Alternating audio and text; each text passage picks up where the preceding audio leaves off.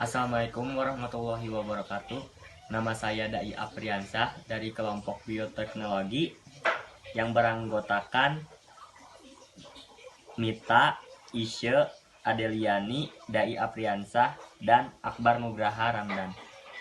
Saya akan menjelaskan tentang bioteknologi.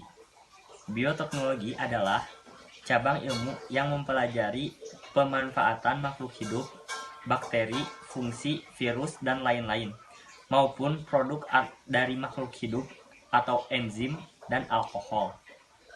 Dalam proses produksi, untuk menghasilkan barang dan jasa, dewasa ini perkembangan bioteknologi tidak hanya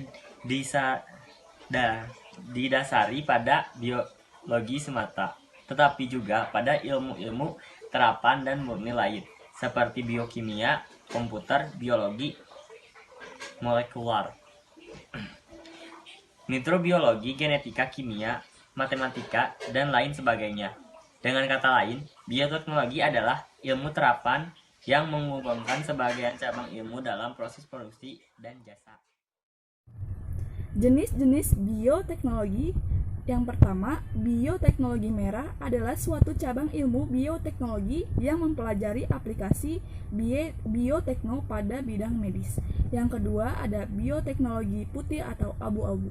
Adalah suatu bioteknologi yang diaplikasikan pada industri, yaitu pengembangan, produksi senyawa baru, dan juga pembuatan energi. Yang ketiga, ada bioteknologi biru. Adalah cabang ilmu yang mempelajari aplikasi bioteknologi pada bidang pertanian dan peternakan. Yang keempat, ada bioteknologi biru, adalah cabang ilmu yang dapat mengendalikan proses yang terjadi pada sekitar lingkungan akuatik. Pemanfaatan bioteknologi dalam kehidupan manusia.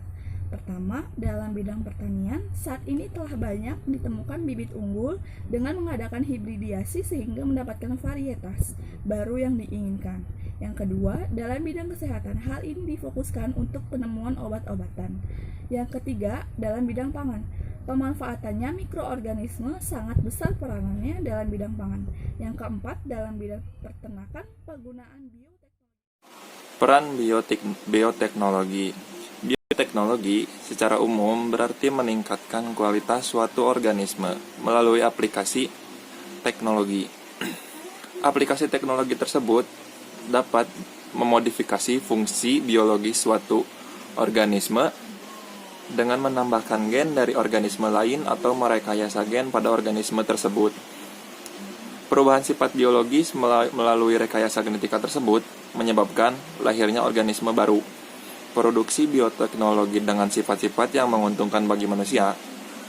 Produk bioteknologi antara lain, yang pertama ada jagung resisten hama serangga, yang kedua ada kapas resisten hama serangga, yang ketiga ada pepaya resisten virus enzim pemacu produksi susu pada sapi, yang keempat padi mengandung vitamin A, yang kelima dan yang terakhir pisang mengandung vaksin hepatitis.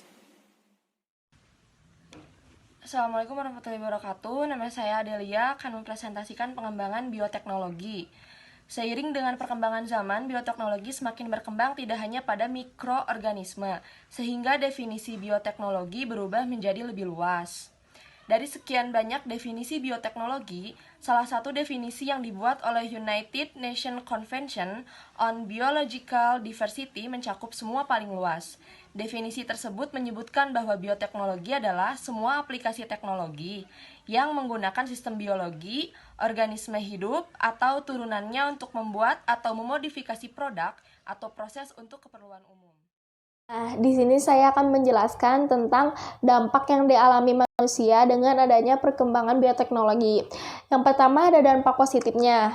Nah, dampak positifnya itu yang pertama dapat meningkatkan nilai tambah pada sebuah bahan makanan.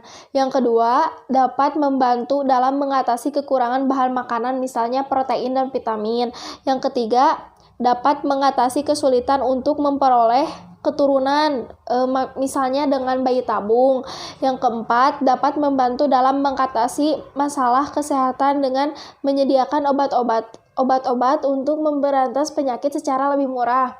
Yang kelima, dapat meringankan sifat resistensi tanaman terhadap hama dan penyakit. Dan adapun dampak negatifnya bioteknologi, yang pertama, dampak bioteknologi terhadap lingkungan pada perbuatan tempe ataupun kecap dengan skala yang sangat besar dapat menyebabkan pencemaran lingkungan.